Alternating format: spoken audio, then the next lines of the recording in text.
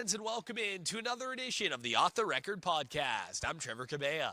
On this week's episode of the show, we sit down with Otters forward Jackson Schouten, talk about what life was like in the Null, his transition to the OHL, and what he likes to do away from the rink. Come along, let's have some fun.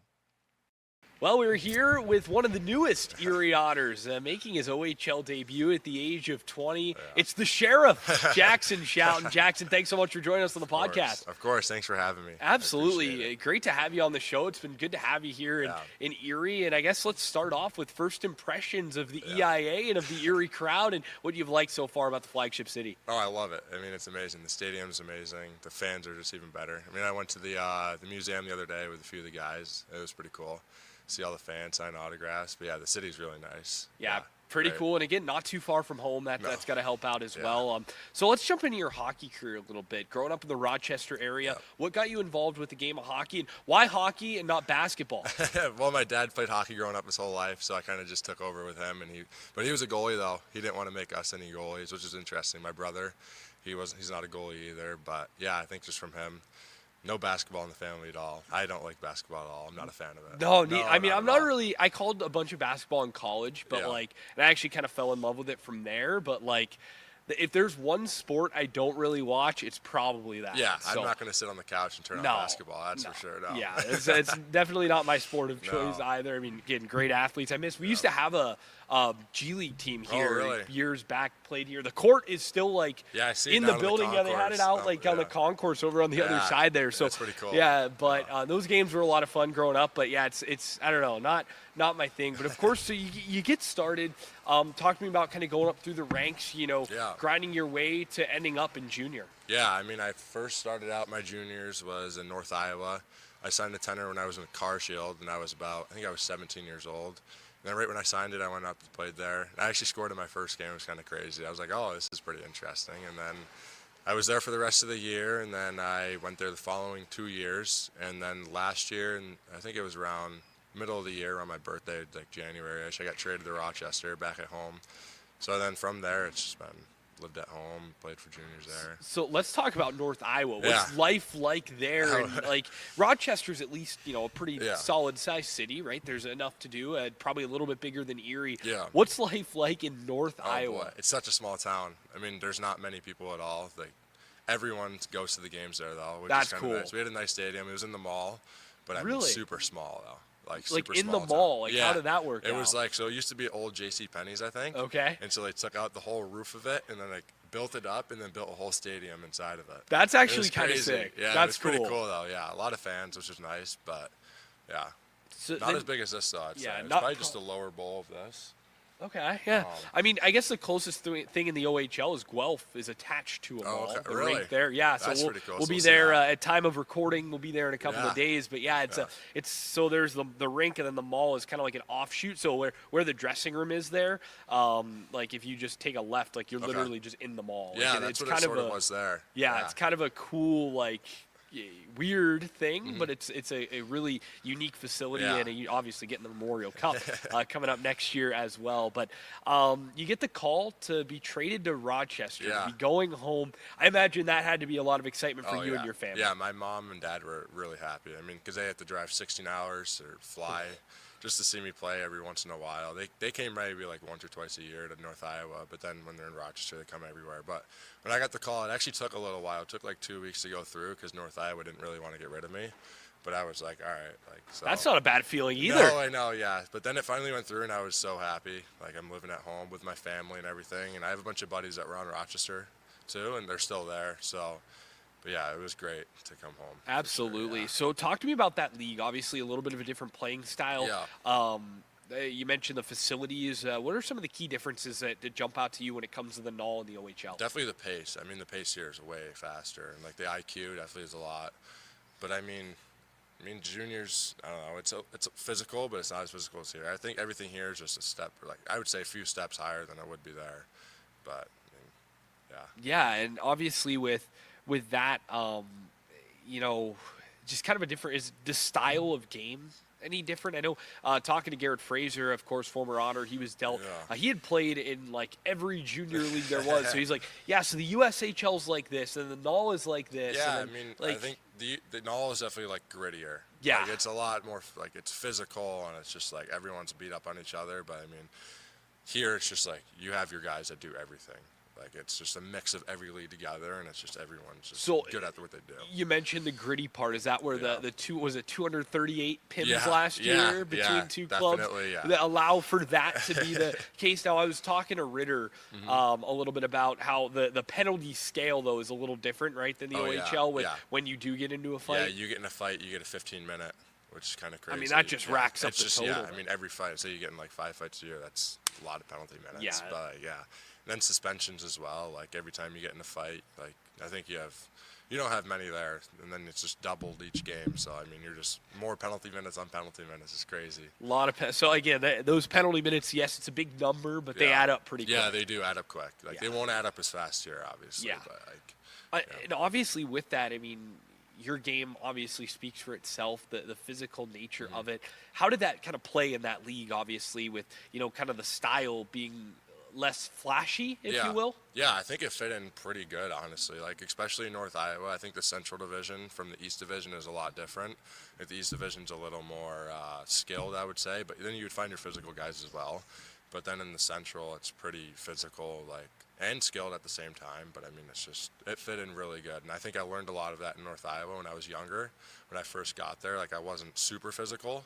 And then after I found like a few bigger guys, they're like, yeah, like you're a bigger guy, so you just got to be physical and just play your game. So that's where I got it from. So from there, you learn to be obviously, the physical guy, the guy not afraid to drop the gloves, and obviously, with that in that league, were you a guy that nobody wanted to mess with? I can imagine, It was, I mean, when I first got there, I think my first fight, I had a cage fight actually. Wow. Yeah, it was kind of crazy. So would you just got to take the helmet off? Or we kept it on. We just took one glove off, like our punching glove we kept on, and then we just grabbed on with our hand that was off.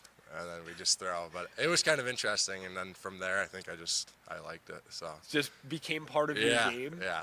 How's your parents feel about that? My dad's like, he's just like, don't get beat up. But Yeah. I mean, then my mom's just like, my mom doesn't like it at all. She I doesn't can want me imagine. getting hurt, but Yeah. I mean, yeah. Hey, but you got to do what you got to do to earn a Exactly, roster yeah. spot, right? Yeah. And obviously, I imagine aspirations of playing pro hockey. Yeah. And look, that plays, especially in this day and age. I feel like with the amount of skill that's in the game of hockey, like a guy like yourself. Yeah. Never know, man, where that skill, I know, that willingness can take you, right? And obviously, it certainly brings the crowd to the feet as well. Is there a memory with dropping the gloves in the null that really sticks out with you? I don't know about like memory. I mean, I know there was a Divine fight. That was like when I was in North Iowa. He was in the South Division, and then we both got traded to the East Division, and then that was a whole like build up. And then we ended up fighting, and that was just like the craziest fight of the year. Everyone was saying it was pretty cool. It was like the build up, but I mean, who would be the toughest guy that you would say you fought would be him? The toughest guy, like in the null? Yeah. I don't know. I don't think he would have been the toughest guy. No. No, I don't know really who would be. Like, I didn't really struggle with anyone, to be honest. Yeah, you just. Yeah, but like, yeah. Hey, that's definitely what happened in London, though. That guy's the. Sokolovsky. Yeah, he's definitely the toughest guy I've ever He's fought. a big dude, yeah, too. I'd like that one back Yeah. for sure. Hey, Yeah. 9,000 people, though. Yeah. Hey, it was pretty cool, but. Yeah. So obviously the opportunity arises to come here to Erie. Talk to me a little bit about getting that phone call and knowing that you would have the opportunity to kind of take your game to the next level here. Yeah, I was actually picking up my brother from school when I got a call from my advisor, and he's like, Erie would like to pick you up. And I was like, all right, yeah, let's do it. Because I wasn't sure on Rochester. Like, we weren't, like they were doing good, but, like, it just wasn't for me anymore, I would say, there.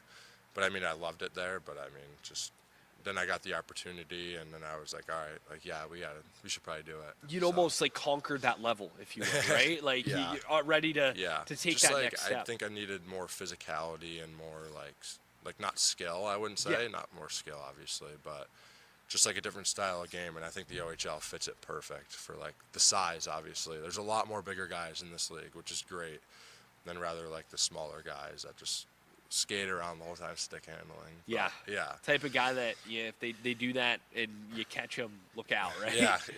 But exactly. no, obviously, you make the jump, you fit in the first 2 games. I know we talked about, the speed, jumping out right away. What are some of the other things that, when you took the ice for the first time in Sarnia, or even took in the game the night before in Windsor, and then head to London, what was that like, and kind of understanding, okay, this is what I'm in for here in this league? I think when I first went out for morning skate on Windsor's ice, and I've never seen the stadium before, and I looked up and it was just like unbelievable, and the ice was crazy. And then once the game got going, like when they took the ice, all the fans there was like, holy smokes, like this is a lot to take in. It's pretty cool. But yeah, then when you got to Sarnia, I mean, Sarnia has a good stadium as well, a lot of fans, it's loud, but I just love all the fans and the stands and everything. Pretty cool. Loud. That's imagine part of the 3 highest attended games that you've ever played? Oh, 100%. I think London would be the most I've ever played in front of, for sure. And then especially me squaring up, Fighting Center Ice, I was just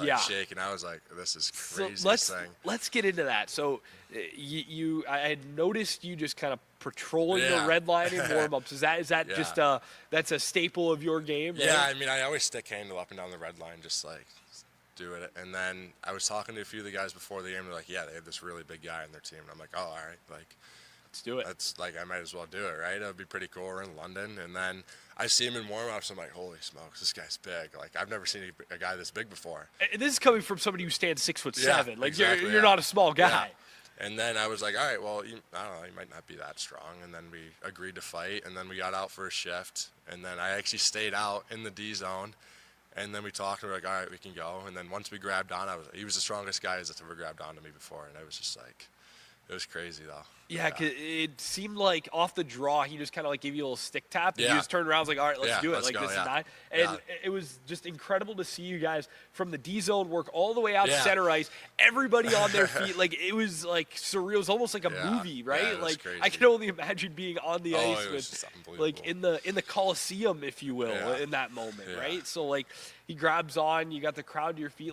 What's the adrenaline like? What's that moment like for you? And again, with that many people, I can imagine that's got to play a little bit mentally. Yeah, I mean, at first I'm like, all right, I just got to throw. So I just threw, and then I don't know, I kind of just held my body out there, not knowing how good of a fighter. That obviously that was my first OHL fight. So the null, I would say the fights are a lot not as hard. There's not as many tough guys, but then here it's you'll find a tough guy no matter how old they are. I mean, that kid's young. I give him props. For sure. He's a really good fighter. So then he just got me with a good one, but.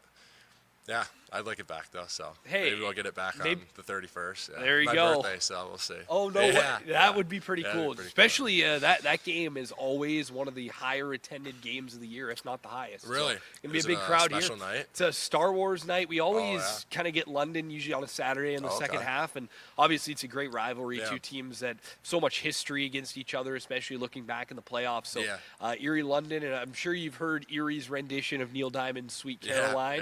So you'll hear that. But that night should be pretty packed here. Cool. I can't wait. So again, get it back on home ice. I come know, right? on. Yeah, we'll go center ice again, hopefully. That would be pretty sweet. So obviously, and then you got a chance to do it again with was it Brown the other night against Windsor? Windsor. Yeah, kind of the second opportunity. Doing it at home for the first time probably feel pretty good. Oh yeah, I felt great. I mean, once we grabbed on, I kind of got a good feel for it, and then we just went at it. Yeah. Had to go. Yeah, I'd give you that one for sure. I'd say yeah. you came on top. That one. Again, it's such a unique part of the game. It's something that makes this sport so awesome. Yeah. And, talking to other guys who have had that tendency, had that as part of their game, in their arsenal, if you will. Alex Messier, a guy comes to mind. He was with us last season. I had sat him down on the podcast, and he kind of walked me through, look, this is my mindset when I drop the gloves. There's guys that will sometimes just throw. Yeah. There's guys that will be kind of more cerebral, more technical. Where would you put yourself in that category? I think when I first got here, I was a guy that would just grab on and just go. Just because I was always the bigger guy in the fight. I was like, all right, let's just go. I feel like I could always get the top. But then once I learned, obviously in London, I'm like, all right, and then I started to learn some stuff, obviously, and then the second fight, really grab on and just, hold them out there and just, look away. And then you just find your openings, and then, But I mean, you'll find your guys that you both just throw haymakers at each other, and that's always a fun one. So That's always, I would say, probably Yeah. the most fun for the fan, yeah, right? yeah. But not really fun for you when you're taking. yeah, all no, of them, probably not. Yeah, you'll be feeling that Yeah, one the yeah, next day. But yeah. yeah, it was interesting because he had said, look, I take boxing lessons. Like Yeah. I work through, with certain guys. Like I never had thought of it that way. Like Yeah. that there were guys that would be coaching you up on this stuff and making sure that you're prepared. Like it's such a unique part of the game, but to have that sort of approach to it is fascinating. Yeah, yeah. I mean, I've never done boxing before, but I really I want to do the UFC stuff. That Okay. Really that clicks a button in my mind for sure. Like UFC would be pretty. That'd cool. be crazy. You get Yeah, kicked, punched, like Yeah. But you could use everything in your body. Yeah, it like seems pretty cool. I mean, boxing you can't kick, obviously. Yeah. You choke out, but I like the UFC stuff for sure. that'd be Yeah. maybe a little post hockey Maybe we'll journey see. for you. I I don't know know, how old are guys that typically get into It that? depends. I mean, they have the lower rankings, then you have to work your way up. Yeah. Yeah, there's some young guys in there, and then older guys. I think it's all a mixture of ages. So you could probably get into it at any Yeah, time then, yeah. right? So Hopefully, I will see. that would be an interesting path Yeah. to follow after playing. Hopefully a long pro hockey Yeah, career. hopefully, yeah, for sure. But man, it's so fascinating. But I know we've talked a lot about the fights. You do other stuff too. A lot of great opportunities. I Yeah. thought to find the back of the net know. in the Sarnia game, especially. Talk to me about some of the other aspects of your game and what else other Erie fans can expect from you. I don't know. I work hard. I mean, once we're down, once we get in the ozone, we work them down below the red line and then just get pucks to the net. Obviously, crash that net. We're not looking for the fanciest play. Obviously, I'm not a skilled guy. I wouldn't say so. Just hard work. Use my body, protect the puck, and then just with my line mates, just get the puck to the net and just drive the net. Obviously, so get the dirty goals. I mean, not really looking for the sweetest thing out there. So. That's all right. Yeah. Hey, as long as it goes in the back of the net, Exactly, right? right? They don't really ask Exactly. how, right? They ask Yeah. how many is the old hockey cliche Yeah. saying. So hey, obviously that helps out. So it's obviously been fun having you here in Yeah. Erie and seeing where things can kind of grow from here. Yeah, obviously, definitely, how does your mindset go in terms of being the protector? Obviously, this is a very young group. And kind of making sure that the younger guys are getting pushed around, if you will. Yeah, I mean, I'm out there, I obviously have to protect them, but I mean, not every game I'm going to have to fight, obviously. Yeah. I mean, we have Ritter as well, so which is nice, but I'm there to protect them, obviously, as well. So, I don't know, I mean, just when I'm out there each shift, just keep an eye on everything and just make sure no one's getting hurt out there, and if they do, then I got to go Call up the protect sheriff. them. That's what you got to do, right? Yeah, So, yeah. I also wanted to ask you too. It feels like, and again, this is just an observation, but your presence has allowed a guy like Jake Murray, who's also a Yeah. pretty big kid. I've certainly noticed his physicality almost stepping up a little bit. I think your presence maybe has a little bit to do with that. Is he Yeah. maybe a guy you've taken under your wing a little bit, or? I mean, not really. I think more now the guys are comfortable, they're being more physical because, I don't know, there's a guy here that'll protect them, I would say. Yeah.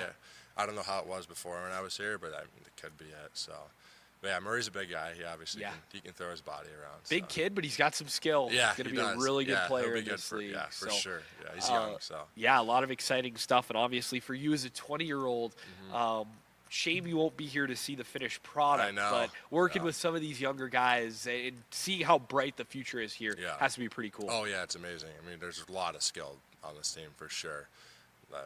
Hopefully something will happen in the next few years with Erie, and they'll go all the way. Another one of those hanging Yeah, up there yes, wouldn't be definitely. so bad. That wouldn't be bad at all, Yeah, so. absolutely. So, let's step away from the ice a little bit and chat a little bit about what you like to do away from the rink. What do those days in Rochester usually consist of? I work. I'm a big worker. So Okay. I drill wells. Really? And then I do pump work for the wells as well. Yeah. And then so my family business, we have one that's Schouten Roofing and Siding. Okay. All exterior work. And then I work for my girlfriend's dad's company, which is well drilling. So what does that consist of? Walk me through kind of a typical day in the life there. And when I was playing for Rochester as well, Yeah, playing hockey, or in the summer. In the summer when you're working, drilling wells, what does that look like? Yeah. So I would wake up around, I don't know, 6:30ish. All right, I'm already out. It is pretty early, yeah. I get ready, obviously, and then be out by the trucks for around 7 o'clock. Leave the shop around 7:30, 8ish, depending on when we have to be there. And then we're working all day until till you basically want to be done. But I mean, we can't come back earlier than 4-ish usually. So Oh wow, that's they're a long days, long but day. I love it. I love the work. So That's- definitely the pump work that goes along with the drilling really piques my interest for work. So what is that like? Again, kind of dig a little deeper into that, like drilling Yeah. for. Like we drill for like big companies Okay. or like just small houses, mainly out in the country for houses.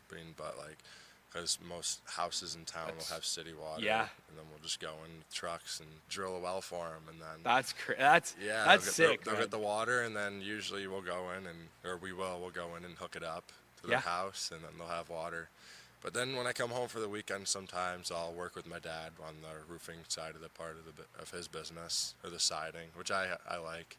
It's just him right now, so he kind of needs some help, but I help him when I can. So. That's pretty sick, man. Yeah. That's not what most guys your age in the OHL are Yeah. doing in the summer. I can tell you that much, right? So Yeah. that's pretty awesome Yeah. work. And obviously, I'm just the play-by-play guy. There's no chance you could pay me to go out. Like, I don't know. Yeah. I like I'll stick with my office job and my microphones. Yeah, but I man, that can't- is awesome. I can't do that. I can't sit at a computer all day. I'm too like anxious. I have Yeah. to be moving around. I'm a big hands-on guy, so like this job, obviously, and like with my dad's company, like it's huge. Like I get to like see what I'm doing, like a finished product, obviously, which is nice. But yeah. That does the reward, I imagine, at the end of the day when that Yeah. water's Oh, flowing yeah. through. Like Once that's you- gotta feel great. Once you like get the well in, you're making water, and then you hook it up, and there's water going through a sink. You're like, all right, this is great. Like I That just is- did something great. Yeah, And that's pretty cool. It always Yeah. is nice when you can see kind of the final product Exactly, yeah. of your work and Yeah. obviously the fruits of your labor, if you Mhm. will. But man, that's Yeah, awesome. I Like know. I didn't realize that was Yeah. obviously part of your life because again, Yeah. working with so many of these guys over my couple of years now in this league, that's not an answer you normally get. I know, yeah, it's kind of crazy. I mean, and then when I was in Rochester playing for the Junior Americans, I would go to the rink until, I don't know, we would leave around 1:30 or 12:30ish, and then I would go straight to work with my dad. So yeah, and then I would work an afternoon with my dad, and then go home, have dinner, and then repeat the next day. That's a pretty full day. So you're grinding out there on the ice, Mm-hmm. Yeah. and all of a sudden and it's not light, easy work No. either. I mean, you're putting your body Yeah. through quite the ringer. Yeah, but I mean, while I'm here in Erie, it's nice. Like I get a break. Just Like, hockey. Yeah, it's just hockey Just and just hockey. focus on hockey. But I mean, it's nice. We leave the rink here around 2:30 or 3ish every day. So Yeah. How does that maybe any of those skills that you're picking up in terms of that work life translate to hockey? Oh, I don't think it. I mean, At all? like the work is heavy, obviously. Yeah. So I mean, it's sort of a workout, but I mean, at the same time, it's nothing.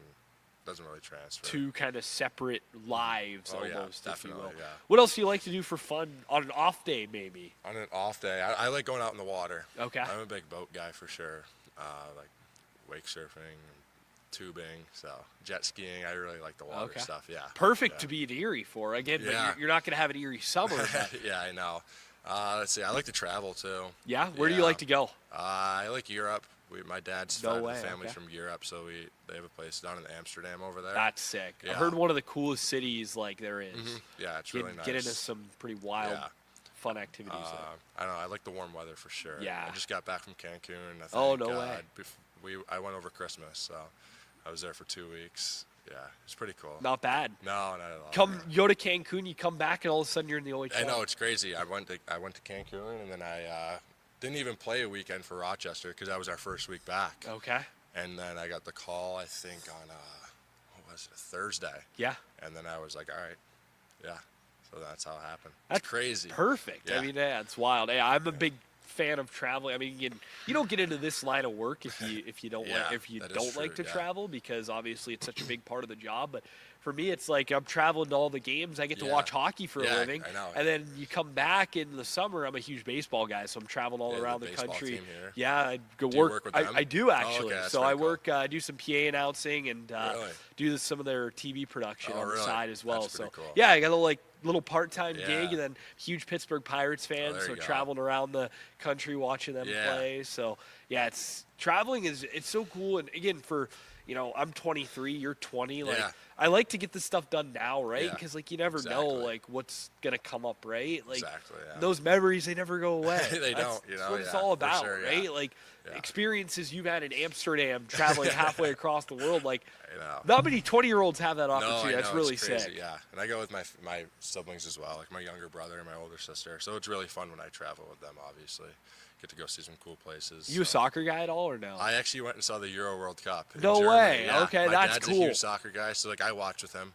Yeah. So it was me, my dad, and my brother that went to the Euro World Cup. That's it was cool. pretty cool. That's We cool. saw, I remember watching that tournament all summer last year. yeah, or it two was, summers ago. Yeah, Yeah. 2 summers. It was the craziest thing ever. I mean, Where did you go? Like what city? What stadium? it was Germany, so I forgot what stadium it was, Was it- but it was Slovakia versus England, I think. Oh no way! You Yeah. get to see England play Yeah, too. so I saw England, and then we were all Nice. around the England fans, and they Yeah, were they're- just screaming the whole That's time. It was cool. crazy. I was That like, is yeah. cool. I am a huge Manchester United fan. Oh, okay, so yeah. I'm planning on going to England next year to Yeah. go to a couple of games. Their So stadiums are insane. It's so I mean, cool. it's like 5 of these things Yeah. put together. yeah, It's insane. like yeah. I obviously for me in the baseball and everything, seeing the different ballparks, but like I'm fascinated by stadiums. Yeah. Like it's such a unique thing and so cool. Like Ottawa in our league, for example, Yeah. so fascinating. Like it's Really? a football stadium where the hockey rink is built underneath the one Really? stand of the football stadium. So